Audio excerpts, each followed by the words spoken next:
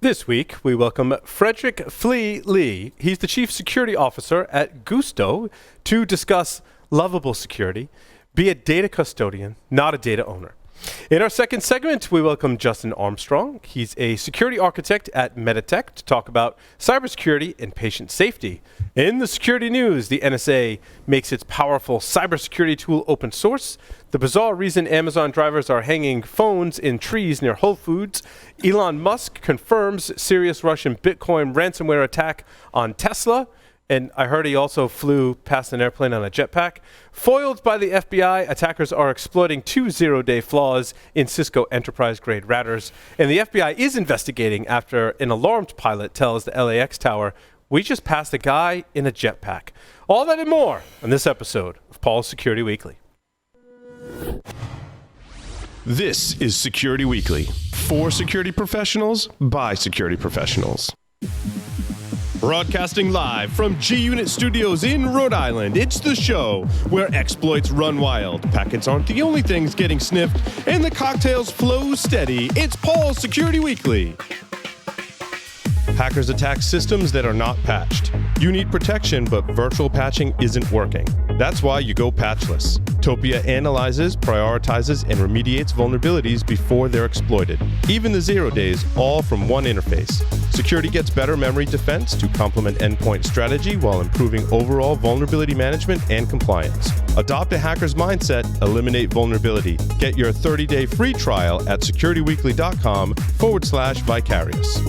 NetSparker, the developers of a comprehensive automated web security platform that includes web vulnerability scanning, assessment, and management. NetSparker's desktop and cloud-based security solutions employ a unique and dead-accurate vulnerability scanning engine that automatically verifies vulnerabilities and provides a proof of concept. For more information, visit them on the web at securityweekly.com/NetSparker. Are you an enterprise dissatisfied with overpriced analytics software that can't keep up with modern data? If so, then GravWell is the solution for you. GravWell is an unstructured data analytics platform for enterprises who demand total data visibility across their network. GravWell lets your security team go beyond the SIM and fuse data sources to correlate and answer questions you didn't know needed to be asked. Go to gravwell.io/securityweekly for an unlimited data trial and gain uncompromising visibility today. When they switched from death metal to family-friendly acoustic fun, he left the band and went his own way. But you still know him as the Fifth Wiggle, Mr. Paul Asadorian. Oh, welcome to Paul's Security Weekly. It's episode number 665, recorded on September 3rd, 2020, right here in G-Unit Studios in Rhode Island, where Dr. Doug is to my left. Safe and secure. Yes, I love your t-shirt. I know, I had it made just for this. It says the function call is coming from inside the house. Yeah. I like in curly braces. In curly braces. Yeah. I had a Python version where the curly braces were just on one side, but yeah.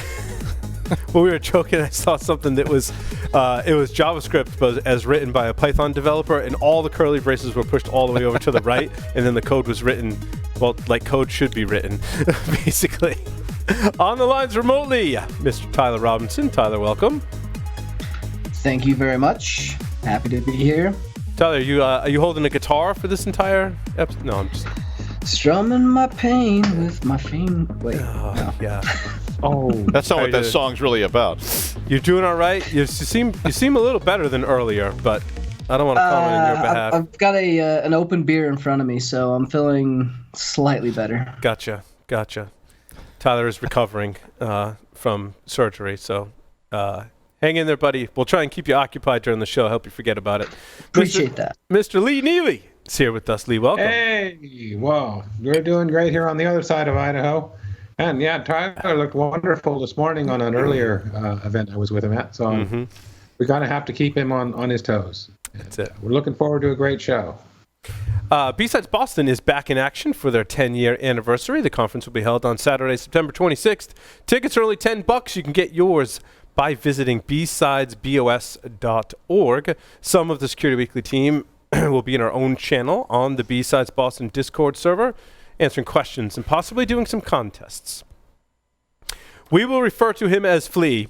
And Flea is the Chief Security Officer at Gusto, where he leads information and physical security strategies, including consumer protection, compliance, governance, and risk. Before Gusto, Lee spent more than 15 years leading global information security and privacy efforts at large financial services companies and technology startups, most recently as Square's head of information security. Flea, welcome to the show. Thanks for having me on. It seems like it's going to be a fun time here. Just glad to be here. And, I know we're all here in a pandemic, and hopefully not everybody is having to do this alone. I do have company here. I do have the security unicorn here to my side here. So, excited to, chat with y'all about security. Yes, nice to have you on. Flea, how did you get your start in information security? How did I get my start in information security? It's an interesting story just because I think I'll back up. I don't know if anybody has a quote unquote standard normal way of actually starting in security. I think a lot of us, especially those of us that are in the older generation, it was maybe looked at as a traditional but possibly non-traditional way. So I got started in security as probably, effectively what you might even call now like a script kiddie. And this is like back in the 80s and 90s and things like that, fairly early on. I know that for me, one of the instrumental things was reading about John Lee, corrupt, and seeing some of the things that he was actually out doing out in the world. And it was just something that just fascinated me. And I really, really, really wanted to be involved in it. Outstanding. Did I say that right? Is it Gusto?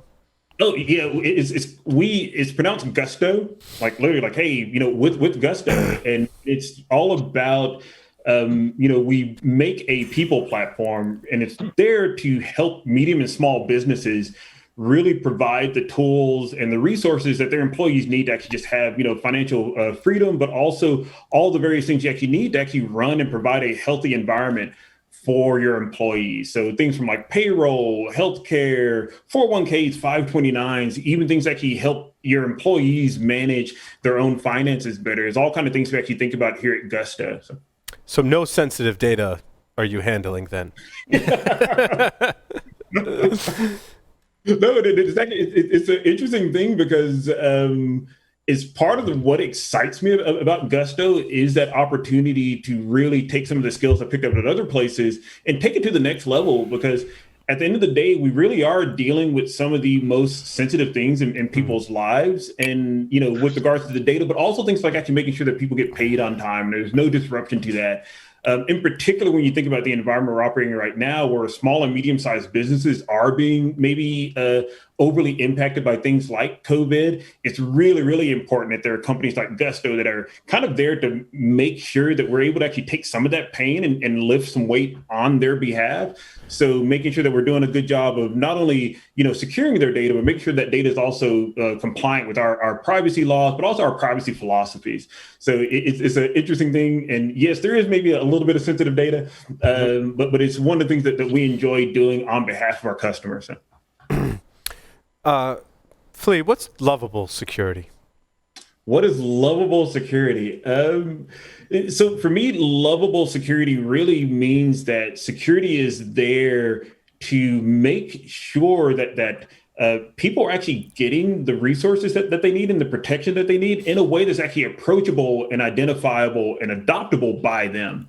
And this might be a little bit different than what people may have been traditionally used to when it actually comes to security. Because I think a lot of people, they view their security team as almost being, unfortunately, like a police force, or maybe just focused on how do you actually give people security at the right place at the right time in a way that they can actually understand, and even more so in a way that they actually want to adopt. Like some of my favorite examples of kind of like Lovable Security are having security engineers that are part of the actual engineering team. So your security team is actually being a building team and helping to accelerate the business, helping give the rest of the company all the tools that they need.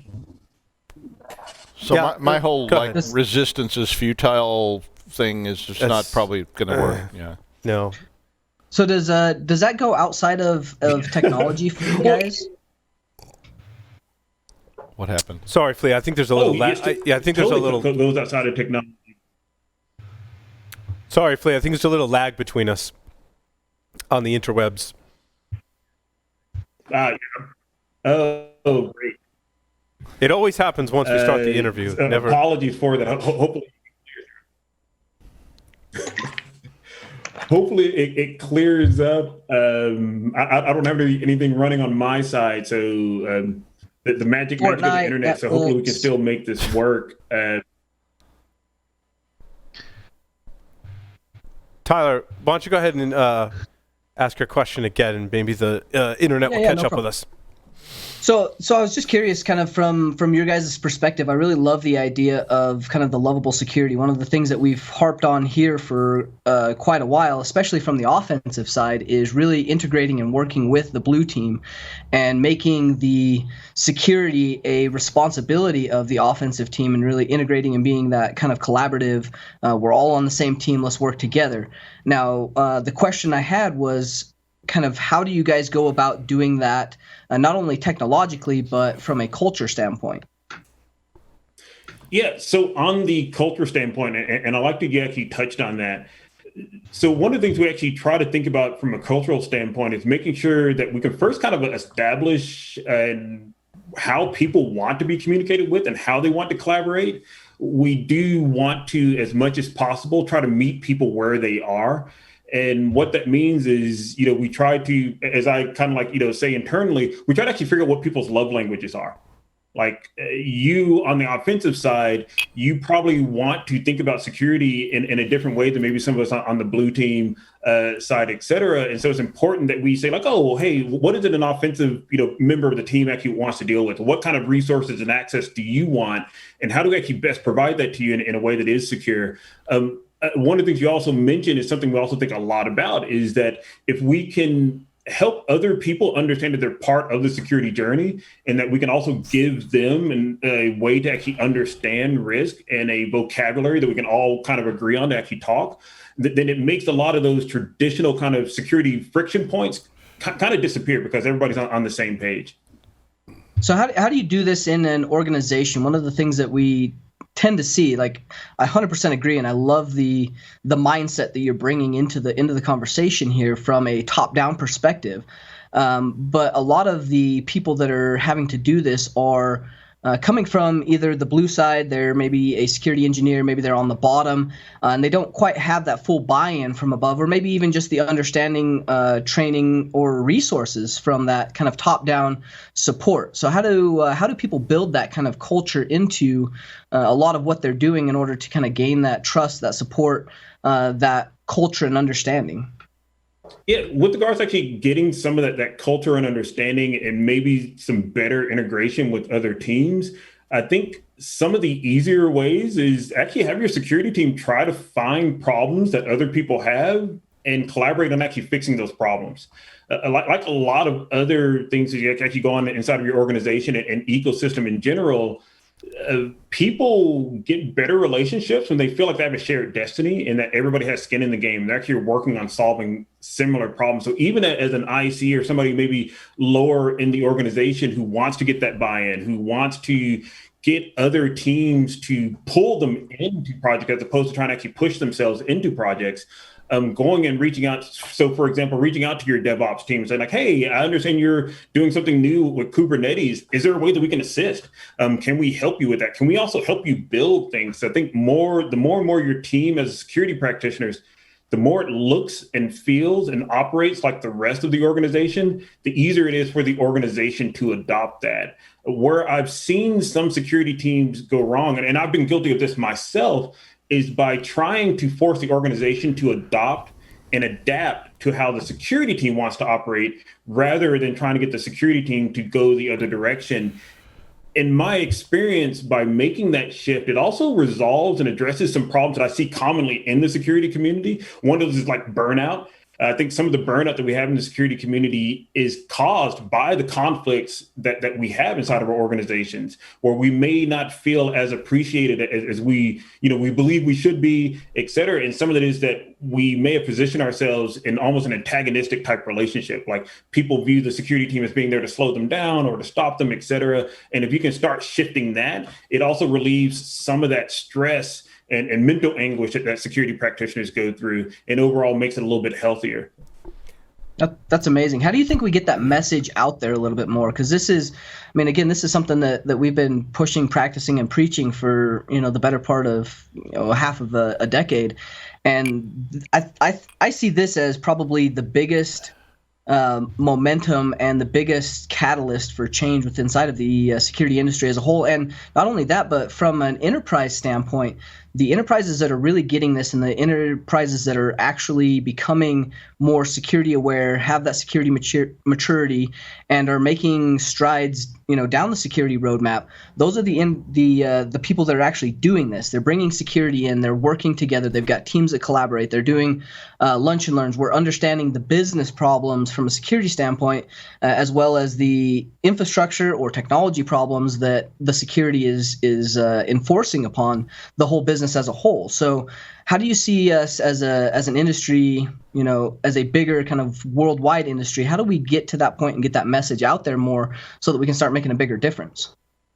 I think some of the ways, and at least for me personally, some of the realization is that reminding security practitioners that kind of our job is to help companies manage risk. And I want to be intentional when I say manage, because it's not about actually stopping risk. We actually do need and want companies to take risk, because that's where a lot of the opportunity is.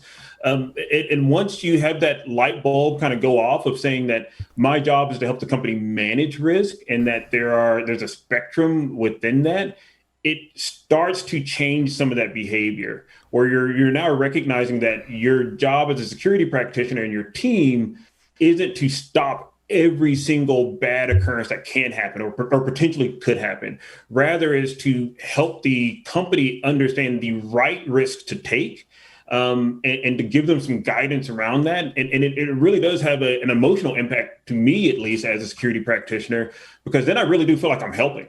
And not only do I feel like I'm helping, my company feels like I'm helping, and they start pulling the security team in more. I'm here at Gusto, I'm in this really, really great position where oftentimes teams, or actually majority of the time, teams are actually actively pulling the security team. They said, like, hey, security, we want to talk to you about this. We have this new feature we want to roll out, and we want to use this new product. We really, really want your input.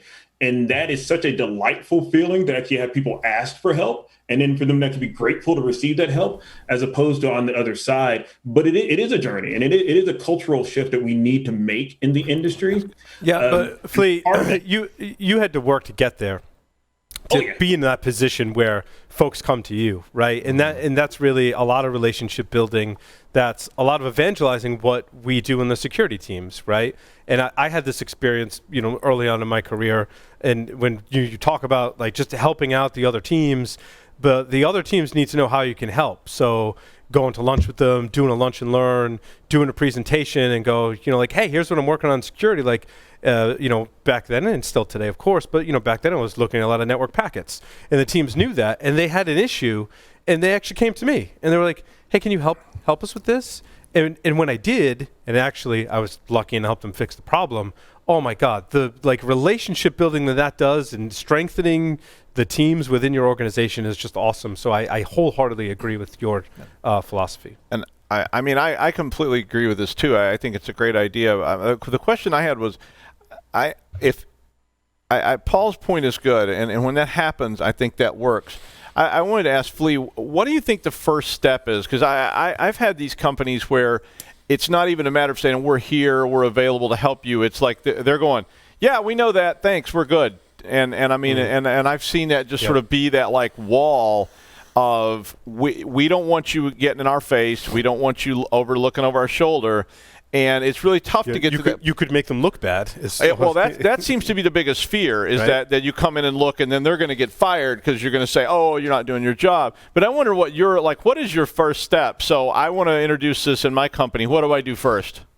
One of the very first things that I do is I literally tell people what I want our philosophy and our relationship to be.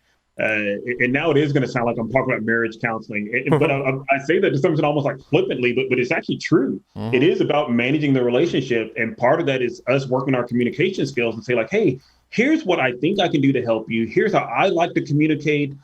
Tell me how you want to be communicated with. Tell me how I can help you, and to let people know that I am going to be a resource for them. But, like in my very, initial, couple of weeks at Gusto, I told the entire company, our philosophy as a security team is to help teams find yes. We are there to help unblock you. We're there to accelerate you.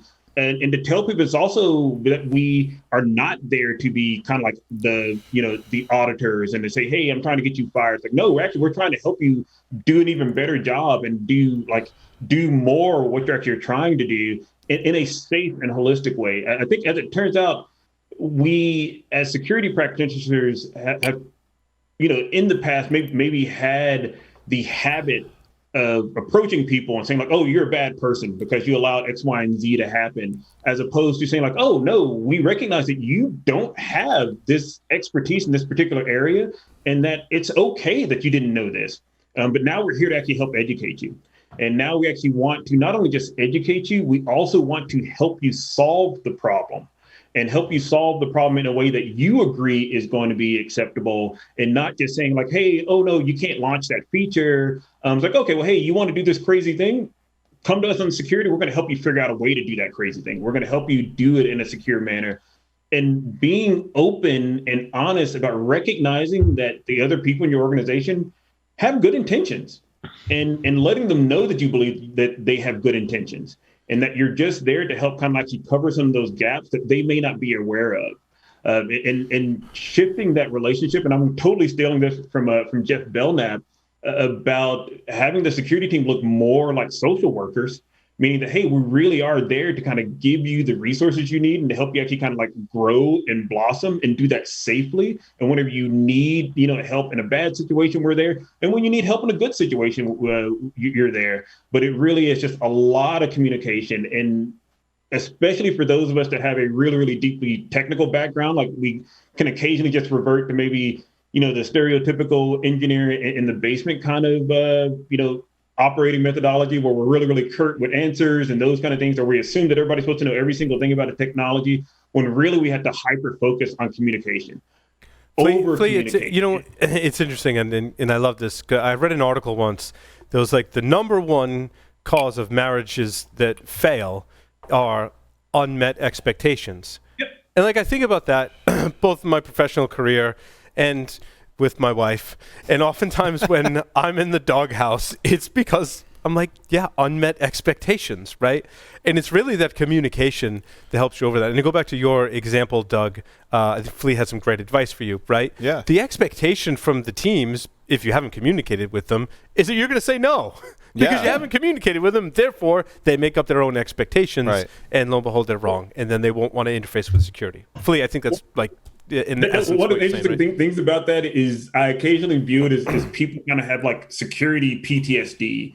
And the analogy that I've kind of taken in the past, and this is somewhat personal, I'm in the process of kind of actually looking for a dog, right? And one of the things you recognize, you go to adopt a dog from a shelter or something like that, is that dog is going to carry on their opinion of humans from whatever the last human they interacted with. Mm. And if that dog was abused or had some negative interactions, then they might actually view you as something that's actually potentially abusive. And you do have to kind of come in and actually, rebuild trust. Yep. And even rebuild trust that you yourself have not broken. And when you come into an organization as a security practitioner, especially if they've already had a previous security team or you're joining an existing security team, often part of your job is going to be really figuring out like, hey, where did we potentially go wrong? And what are people's expectations? And maybe what are some of the bad experiences they've had and what has impacted them that's led them to kind of have that security PTSD, so that we can help resolve those issues and rebuild that trust. And it is something that I think is important for us as an industry and a community to work a lot more on, so we can actually have healthy relationships, so that ultimately, the rest of the company wants to work with us, get along with us, ultimately love the security team. And does that mean we got to give our developers lots of treats? No, wait, that's not what that means. That's not what you meant. Could hurt. You should totally give developers lots of treats, and those treats come in the form of like taking your developers to DEF CON with you. If you're like, like one of the things that is actually a lot of fun. It's like take people that aren't in the security team to security events. I agree. It turns out developers love security. They just don't know as much as they would like to know about it. and they don't feel like they necessarily have an easy entry into security. But once you can bring them in, their eyeballs, it's just like the light bulb goes off. It's like watching a kid at Christmas unwrapping presents, when you can actually start bringing them into some of our like quote unquote secret squirrel areas, et cetera, and showing them and demystifying security to some extent and letting them know that we are like them. Like, I'm an engineer by training. I love building stuff. I love writing code. I love thinking about, infrastructure at scale. And when developers see that you are not only like them, but you are them, you just have a different set of responsibilities, they trip over themselves to try to actually go and work on things with security, collaborate with security. And that actually extends to other areas of the business. Like when you're talking to, like your fraud team or your legal team, and like you're talking to your legal team and they understand, wait a second, these people care about risk too. And their eyes light up and they recognize, like, oh, this is another team that wants to help, wants to collaborate. They speak our language. They care about the same things that we have. And ultimately that they're there to assist, not to abuse. And don't you think that it's important? I mean, I'm sure you do because you just said it, but that it's important to learn the language of other constituencies, because at least I found that out. Like when I went and talked to lawyers, if I talked about lawyery kind of stuff and tried to use analogies related to that, they were a lot more friendly than when I came in going, you don't understand TCP/IP? Really? I mean, come on, like layer 3, really? But yeah. and I had one other question too. That'd be layer 3 and 4, but go ahead. Paul demonstrates how to give treats.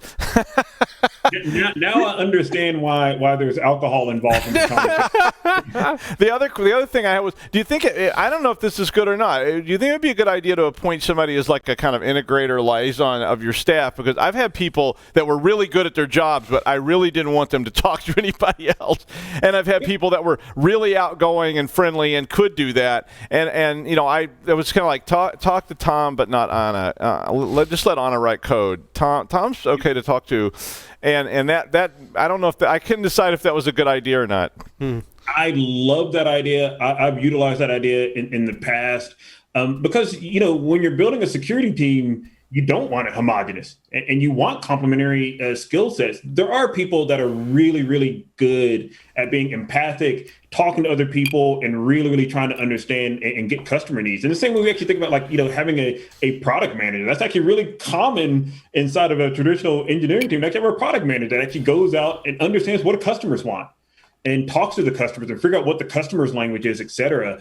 And the security teams that I see that do the best job of being effective have people in roles like that. Sometimes they're individuals maybe on the AppSec team or the product security type team. And essentially they're kind of like embedded in the rest of the organization. Like you might have a product security person that has a close relationship with the legal organization. Here at Gusto, there's actually a member of the legal team, and her entire job is to just kind of like, hang out and help out with security and privacy. So she learns our language, but we also are learning her language and the language of the legal team as well.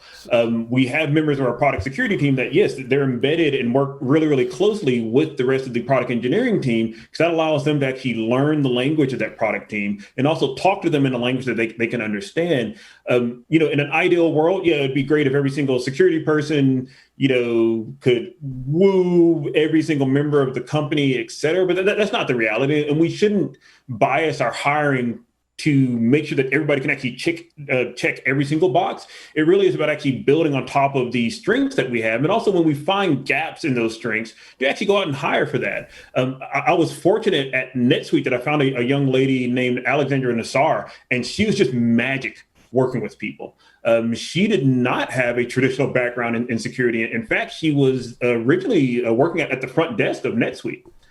So not even a traditional technology background, but she had the ability to go out, listen and truly listen to customers, understand their journey, and then take that back to us in the security team and help us navigate the org and figure out, this group over here in legal wants this group over here in the DevOps team, they want this other thing. And this is how the DevOps team likes to operate. They like to use Jira and have tickets filed. The legal team actually likes email, all these other kind of things. And it helped put that glue together so the security team wasn't a silo. It really seemed like we were just part of the entire organization, and every piece of the organization felt like they had a true relationship with security, and that security wasn't just a service provider, but they were an assistant and they were truly a partner.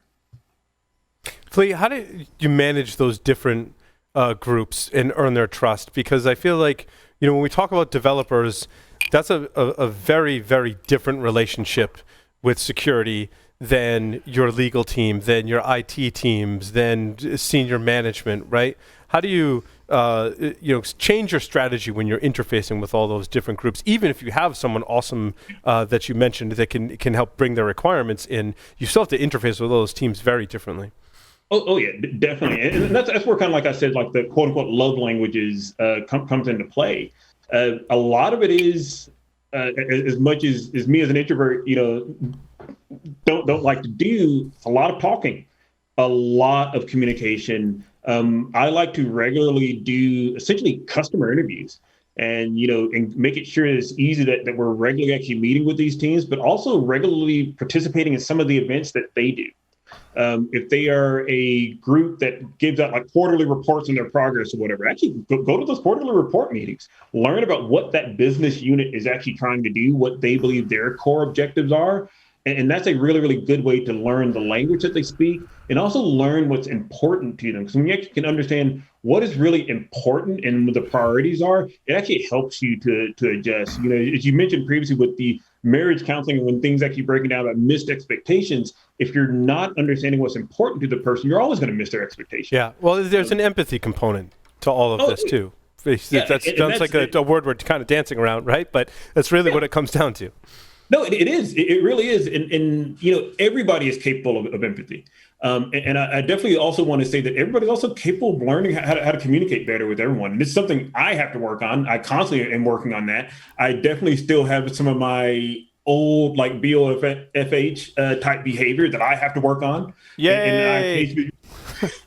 I love hearing a reference to that. I'm sorry. I didn't mean to interrupt you. I just love hearing that BOFH reference. It's funny because, when I shave, you can't actually see how old I am. But yes, I am old enough for that. So it's like, but it is. But it's one of those things that we have to recognize is this a continuous journey. I think one of the other things that's important is trying to make sure that your security team has humility.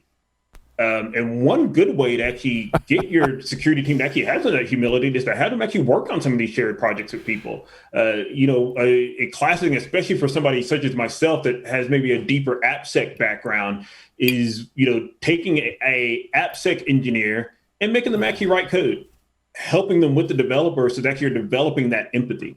When you have security people working with a compliance team, for example, to go through write policies, do reviews, et cetera, they actually get a lot more empathy for what the actual group is actually going through. One of the best ways to actually get that empathy is to actually live the life of people that you're with. Embedding is one way to do that, but it's not the only way. Embedding has the advantage that you're constantly getting some of that empathy. You're constantly actually seeing some of those pain points. You're constantly working on it, but there are other ways to do that as well.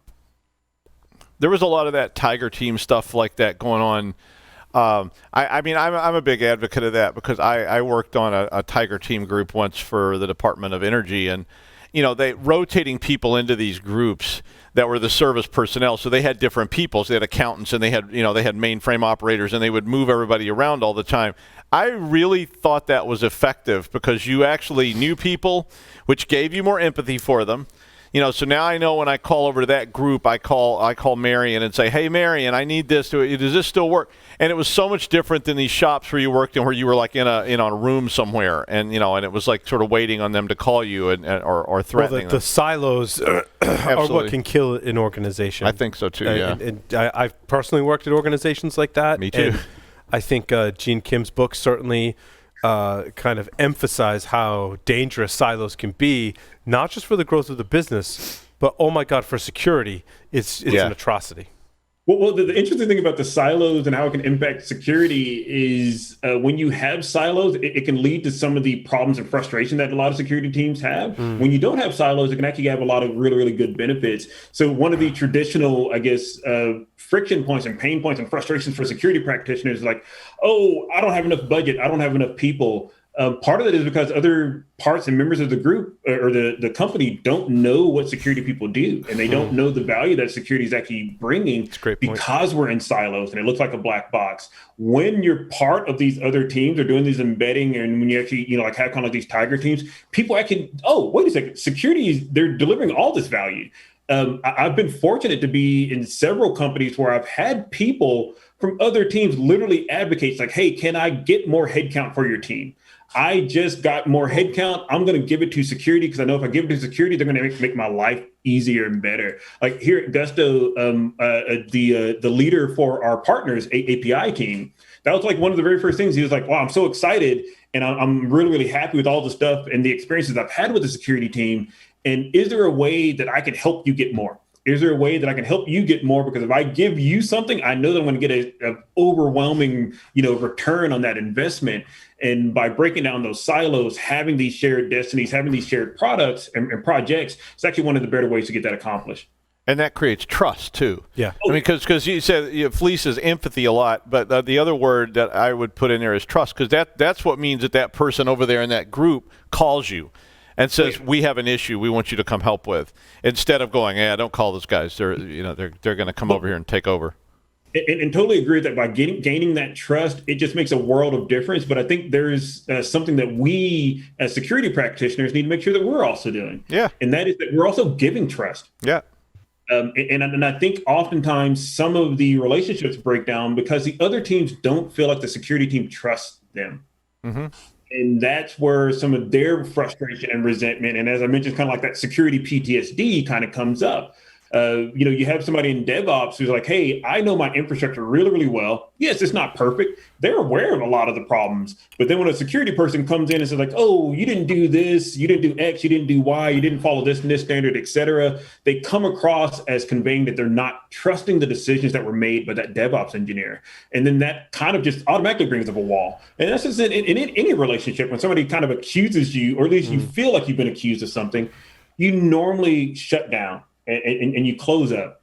And that's where things start to deteriorate. And we on the security practitioner side need to also be aware of that. And also make sure that we also are conveying and telling people, hey, we trust you by default and we assume good intent. And that's what we're going to try to work towards. And even if you come to us with a problem, we're going to assume that there's a problem here, but it wasn't something that you did intentionally. And let's actually work on collaborating that together to get it fixed, resolved to the satisfaction of everybody. But Flea, what happens when it kind of like is their fault, and they are in fact like they don't want to address an issue that's important for security? And I think many of us, probably all of us security professionals, have been in that situation where you work hard to build the relationship, and they always fail the audit, they always fail the pen test, and you know that there's an issue, and you just reach a point where like, I don't know what I'm going to do to get them to fix this, right?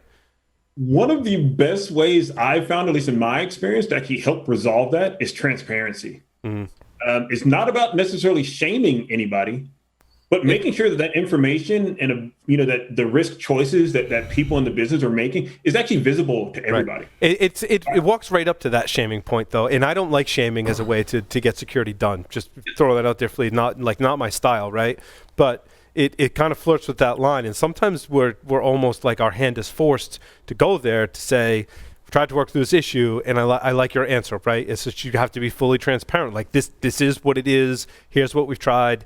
This is still an issue. Here's what I believe the risk is, and bring it to senior management, right? At the end of the day, though, too, like that risk is a business decision, and sometimes, true, there are businesses that do not have the ability to either budgetarily or managerially make those changes right there. So as long as it's transparent, I think that puts everybody's kind of cards on the table and allows that rewarding of good behavior, but also accepting that risk. If you accept that risk as a business, then you all together equally have to accept that the consequences of that risk could become, something that you don't want.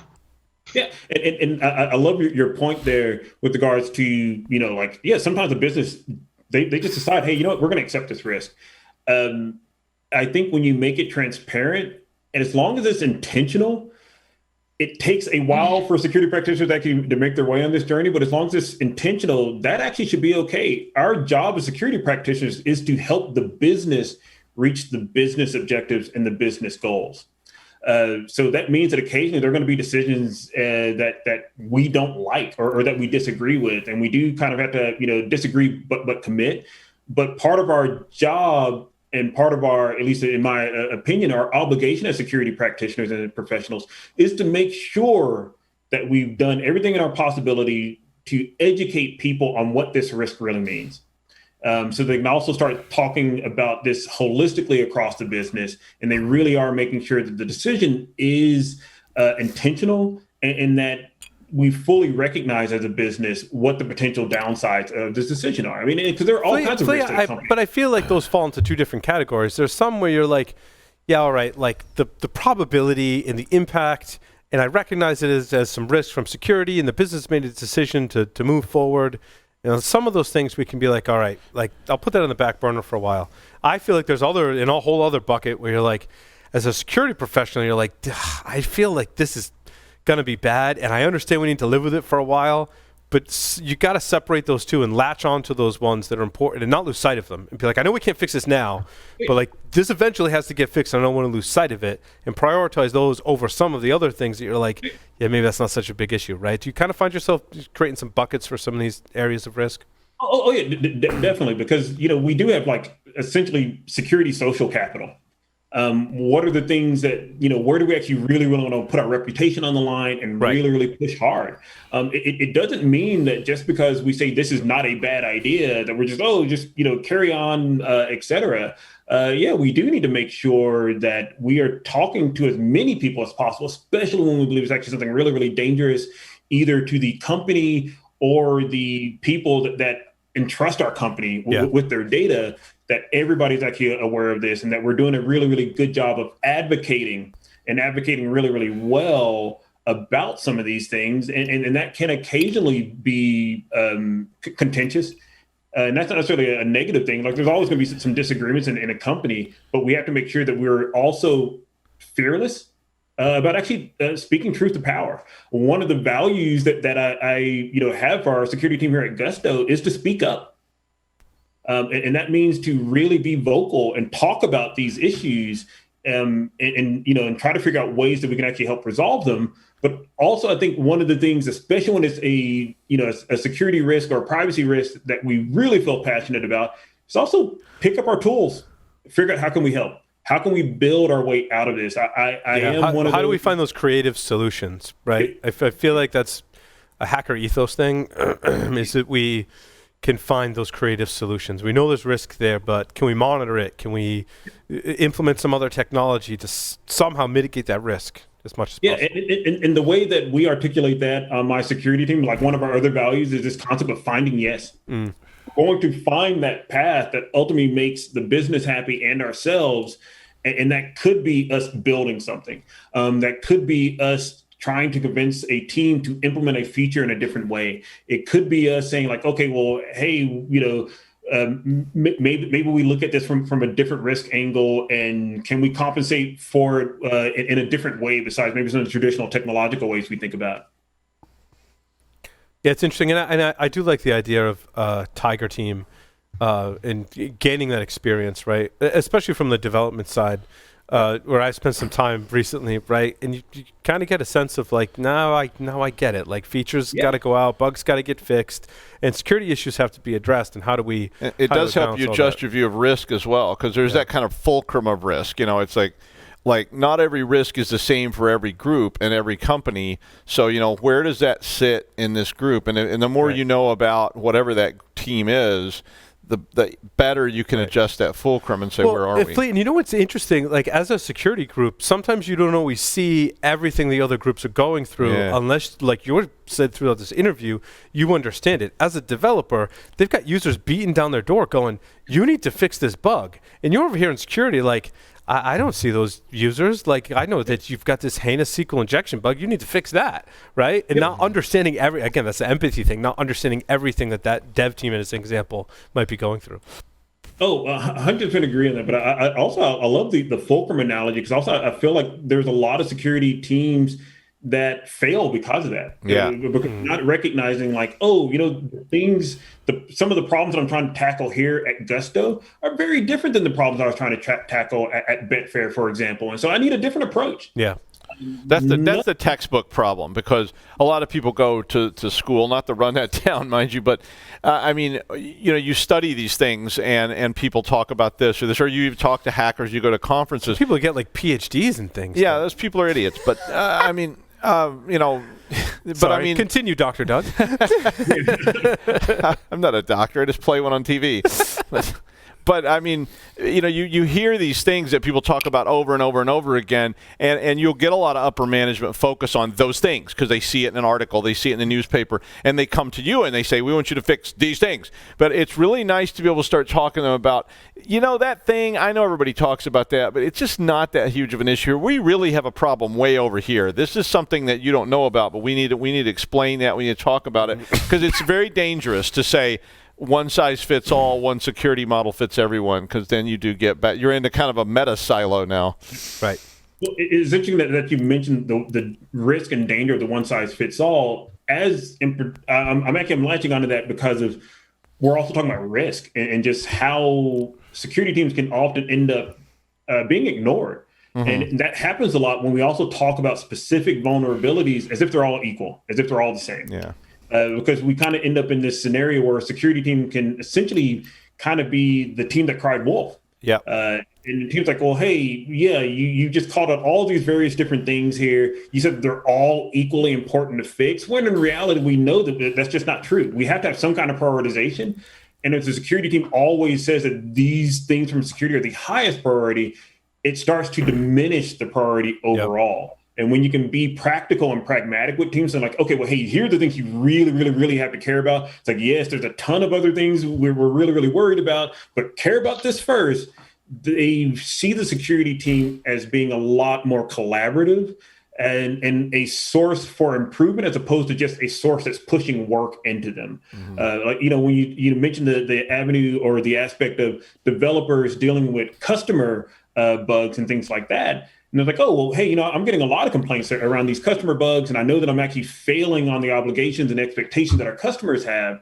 They may not actually see and experience the same pain on the security side. And when the security people aren't aware of all the other priorities, all the other contention for resources on the developer side, then it really can make that relationship a little bit more hostile. Hey, look, it's Joff. Joff, welcome.